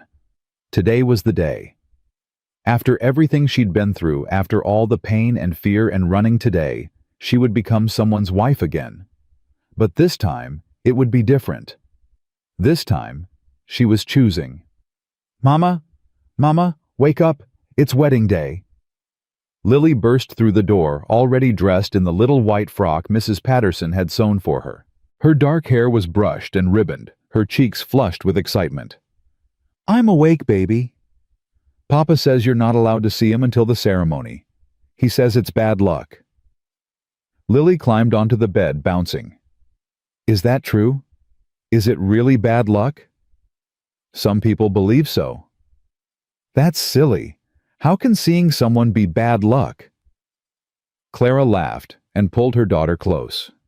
"I don't know, sweetheart, but let's not take any chances, okay?" "Okay." Lily snuggled against her. "Mama." "Yes." "Are you happy?" Clara thought about the question. Really thought about it. A year ago, happiness had seemed like something that happened to other people. A distant concept like snow in summer or stars you could touch. Now it was here, real and warm and breathing in her arms. "Yes, Lily, I'm happy." "Good, because Papa's happy too. He was singing this morning. I heard him." "Singing?" "That funny song, the one in the language I don't understand." "The Cherokee Lullaby." Jake only sang it when he was feeling something too big for words. Clara's heart swelled. "Come on," she said, sitting up. "Let's get me ready to marry your papa." The ceremony was held in the meadow behind the cabin, where the wildflowers had begun to bloom in patches of purple and yellow. Jake had built an arbor from branches of the old oak tree, woven with ribbons that Lily had insisted on. "It needs to be pretty, Papa. Mama deserves pretty." Jake had agreed without argument. The guests were few, but genuine. Mrs. Patterson from town, who had helped Clara with her dress. Old Mr. Hensley with his fiddle. The Rawlings family from the neighboring ranch, whose wife had brought a pie that smelled like heaven. Even the sheriff had come hat in hand to pay his respects. Clara barely noticed any of them. All she could see was Jake. He stood under the arbor wearing a black suit she'd never seen before. His hair was combed back, his boots polished, his face freshly shaved. He looked younger somehow, the lines of grief softened by something that might have been joy. When he saw her walking toward him, his whole expression changed. His eyes went wide, then soft, then wet with tears he didn't try to hide. "My God," he breathed. "Clara." She wore the simple white dress Mrs. Patterson had helped her alter, nothing fancy, just clean cotton, with a bit of lace at the collar. Her hair was loose around her shoulders, the way Jake liked it. In her hands, she carried a bouquet of wildflowers Lily had picked that morning. "You look beautiful," Jake said as she reached him. "You look pretty good yourself." He laughed, a sound that seemed to surprise even him. "I can't believe this is real." "It's real." Clara took his hands. "It's real, and I'm here, and I'm not going anywhere." The preacher, a circuit rider who happened to be passing through, cleared his throat. "Shall we begin?" The vows were simple. Jake went first, his voice steady despite the emotion in his eyes. "Clara, I spent 4 years believing my life was over. I buried my heart with my wife and daughter, and I swore I'd never dig it up again. Then I found you freezing in that snowstorm, and something inside me woke up." He squeezed her hands. "I can't promise you an easy life. This land is hard, and the winters are harsh, and there will be days when nothing goes right. But I can promise you this: I will stand beside you through all of it. I will protect you with everything I have. I will love you every single day for the rest of my life. And when my days are done, I'll die knowing I spent them with the woman who saved me." Clara's tears spilled over. She didn't wipe them away. "Jake, when I met you, I had given up on men, on trust, on love, on everything. I thought the best I could hope for was survival, just getting through each day without being hurt again. Her voice cracked. "But you showed me something different. You showed me that kindness still exists. That there are people who give without expecting anything in return. That love doesn't have to hurt." She looked into his eyes, gray-blue like storm clouds, but warm now. So warm. "I don't know what I did to deserve you, but I promise to spend every day trying to be worthy of it. I promise to love you, support you, stand by you no matter what comes. I promise to be your partner, your friend, your family." She smiled through her tears. "I promise to be your home." The preacher nodded solemnly. "Do you, Jacob McAllister, take this woman to be your lawfully wedded wife?" "I do." "And do you, Clara Brennan, take this man to be your lawfully wedded husband?" "I do." "Then by the power vested in me, I pronounce you husband and wife." The preacher smiled. "You may kiss your bride." Jake cupped her face in his hands, gentle as always, and kissed her. It was soft and sweet and full of promise, and when they pulled apart, Clara saw that his cheeks were as wet as hers. "I love you, Mrs. McAllister." "I love you too, Mr. McAllister." "We're married now," Lily shouted, throwing her flowers in the air. "We're a real family." Everyone laughed. Jake scooped Lily up with one arm and pulled Clara close with the other, holding them both against his chest. "Yeah, little one," he said, his voice thick with emotion. "We're a real family now." The celebration lasted well into the evening. Mr. Hensley played his fiddle until his fingers were sore. Mrs. Rawlings' pie disappeared within an hour. Someone had brought whiskey, and even Clara allowed herself a small glass, feeling the warmth spread through her chest. But the moment she treasured most came later, after the guests had gone, and Lily had finally fallen asleep, exhausted from dancing and eating and sheer joy. Jake found Clara standing on the porch, looking up at the stars. "Penny, for your thoughts. I was just thinking about how much has changed." Clara leaned into him as he wrapped his arms around her from behind. "A few months ago, I was sure I was going to die in that blizzard. Now I'm married. I have a home. My daughter calls someone Papa." "Regrets?" "Not a single one." They stood in comfortable silence, watching the stars wheel overhead. The night was cold, but clear, the kind of cold that felt clean rather than cruel. "Can I tell you something?" Jake asked quietly. "Anything. When I found you in that snow, when I saw Lily standing there barefoot screaming at the sky, something happened to me, something I can't explain." Clara turned in his arms to face him. "What do you mean?" "I heard a voice. In my head. Clear as day." Jake's expression was troubled, like he was admitting something he'd never told anyone. It said, "These are yours now. Take care of them." A voice. I know how it sounds. Believe me, I've spent months trying to talk myself out of it. But I heard it, Clara. Plain as I'm hearing you now. Clara thought about the wind in the oak tree, the whisper she'd heard when Jake was talking to Sarah's grave, the sense that something larger than themselves had brought them together. "Maybe it was God," she said softly, "or fate, or your wife looking out for you from wherever she is. You don't think I'm crazy. I think there are things in this world we don't understand." Clara reached up to touch his face. "And I think whatever brought us together, whatever led you to that snowstorm on that exact day, at that exact moment, I'm grateful for it. I don't need to understand it. I just need to honor it." Jake's eyes shone. "How did I get so lucky?" "We got lucky together." He kissed her forehead, her cheeks, her lips. "Come to bed, wife." Clara smiled. "Yes, husband." The months that followed were the happiest of Clara's life. Spring melted into summer, and the ranch came alive with growth. Jake planted a vegetable garden, and Clara tended it with care she hadn't known she possessed. Lily adopted a baby chick that followed her everywhere, much to Whiskey, the cat's disgust. They fell into a rhythm, the three of them. Mornings began early with chores and coffee and quiet conversation. Afternoons were for work, for teaching Lily her letters, for the endless tasks that kept a ranch running. Evenings were for each other, gathered around the fire, telling stories and making plans. It wasn't perfect. They fought sometimes about small things that didn't matter and big things that did. Jake had a stubborn streak that drove Clara crazy, and Clara had a temper that could flare without warning. There were hard days when the old grief crept back, days when Clara found Jake staring at nothing, lost in memories she couldn't reach. But they worked through it, every time, because that was what family did. One evening in late August, Clara sat on the porch watching the sun set over the mountains. Lily was inside, supposedly doing her reading, but probably playing with the cat.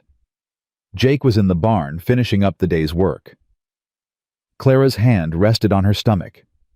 She'd suspected for weeks now. The tiredness, the nausea, the way her body felt different, fuller somehow. But she hadn't said anything to Jake. Hadn't wanted to get his hopes up until she was sure. Now she was sure. "You look like you've got something on your mind." Jake had emerged from the barn without her noticing. He walked toward her, wiping his hands on a rag, his face curious. "Come sit with me." He settled beside her on the porch step, close enough that their shoulders touched. "What's going on, Clara?"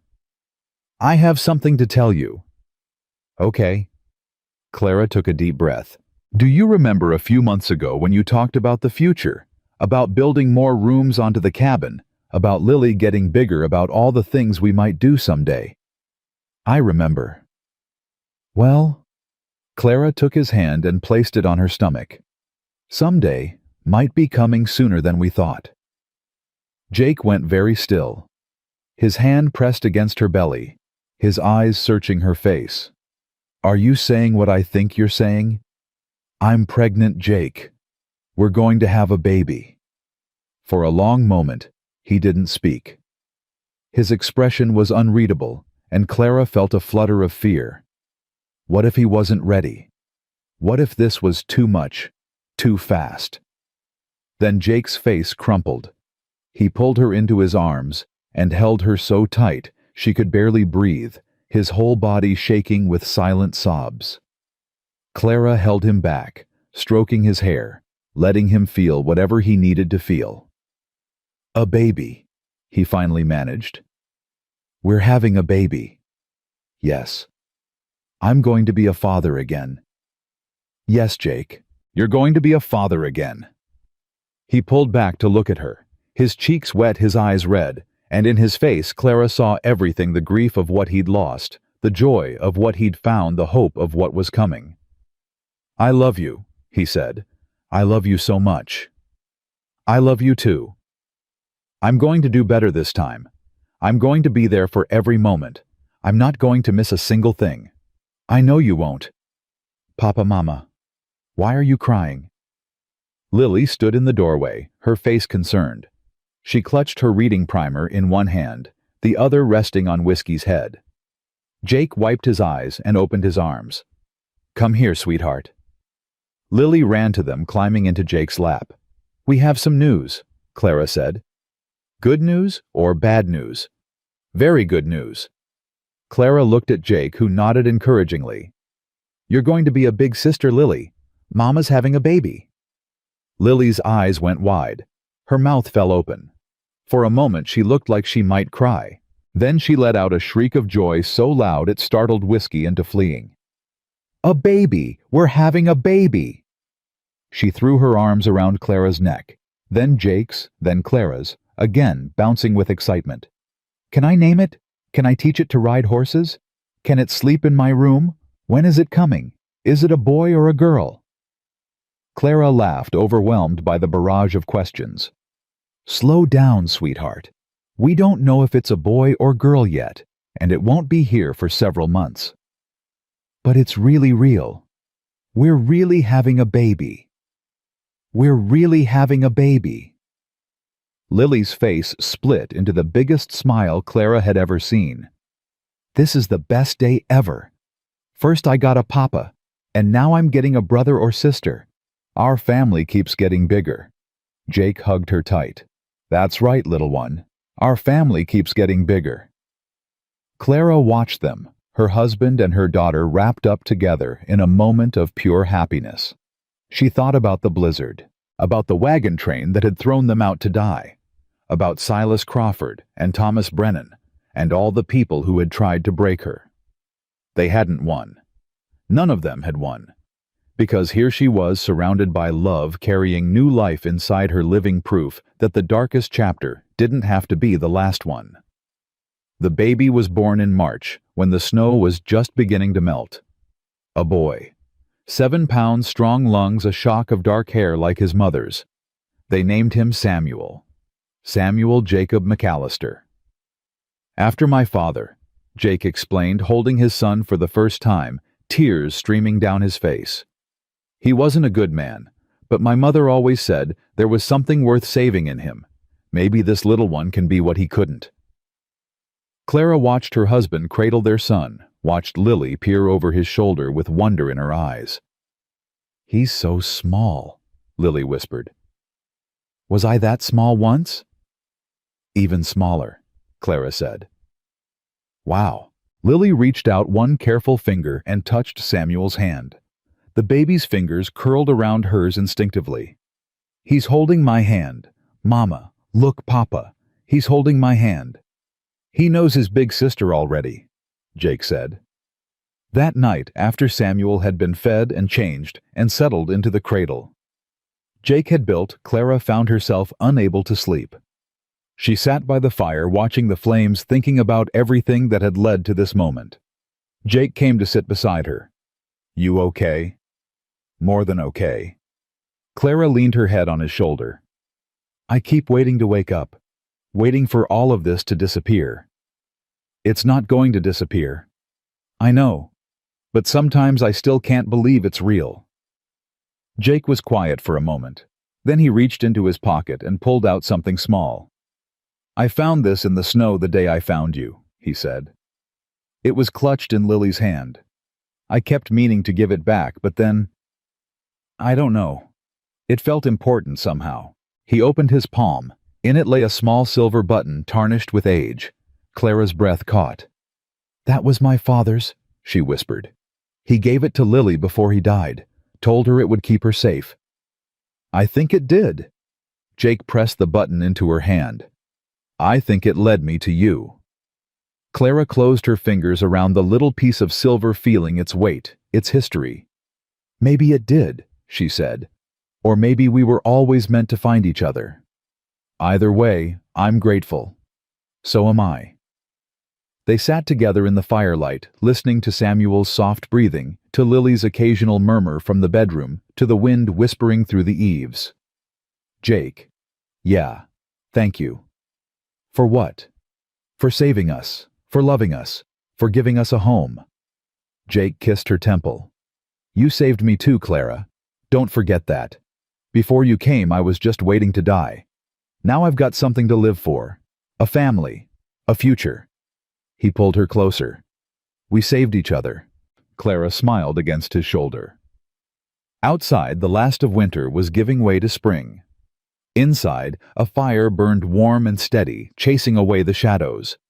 And in a small cabin in the Colorado wilderness, a family slept peacefully, safe and whole and together. They had been strangers once, broken people thrown together by a storm. Now they were home. Clara woke before dawn the next morning, as she always did. But instead of rising immediately, she lay still for a moment, listening. Jake's steady breathing beside her, Samuel's soft whimpers from the cradle, Lily's footsteps padding across the floor, trying to be quiet as she went to check on her baby brother. The sounds of her family, the sounds of her life. She thought about writing it down someday. The whole story from the beginning. The blizzard, the rescue, the healing, the fear and the hope and the love that had grown between them like wildflowers after rain. Maybe Lily would read it when she was older. Maybe Samuel would. Maybe their children would, and their children's children, passing the story down through generations like a treasured heirloom. The story of how a broken man found two strangers in the snow, how he brought them home, how they became a family, How love, even after loss, could bloom again. Clara rose quietly, careful not to wake Jake. She crossed to the window and looked out at the mountains pink with the first light of dawn. She was Clara McAllister now. Wife, mother, survivor. She had been sold, abandoned, left for dead. She had walked through fire and ice and come out the other side. And she was still standing. Behind her, Samuel began to cry. Jake stirred, reaching instinctively for the cradle. Lily appeared in the doorway, rubbing her eyes. "Is Sammy hungry, Mama?" "Probably, sweetheart." "I'll get his blanket." Clara turned from the window and walked toward her family. Jake caught her eye and smiled, that rare, beautiful smile that still made her heart skip after all these months. "Good morning, Mrs. McAllister." "Good morning, Mr. McAllister." She took her son in her arms. She felt her daughter press against her side. She met her husband's eyes across the room. This was her life now. Not perfect, not easy, but real. And it was more than she had ever dared to dream. The story of Clara and Jake McAllister would be told for years to come. Around campfires and dinner tables, in letters and journals passed from one generation to the next. The story of a little girl who stood barefoot in a blizzard crying for someone to save her mother. The story of a rancher who had nothing left to lose but found something worth living for. The story of two broken people who built something beautiful from the wreckage of their pasts. Some called it luck. Some called it fate.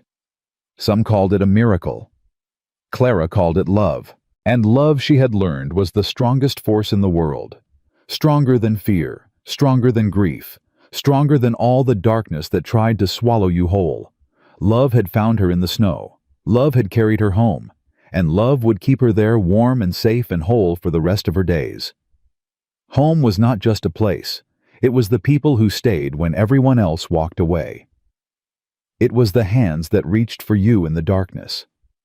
It was the voice that whispered, "I've got you," and meant it with every fiber of their being. Clara had searched her whole life for home. She had finally found it. Not in a cabin in the mountains. Not in Colorado or Arizona or anywhere on a map. Home was Jake's arms around her. Home was Lily's laughter. Home was Samuel's tiny fingers wrapped around hers. Home was love, fierce and tender and unbreakable. And Clara McAllister was never letting go.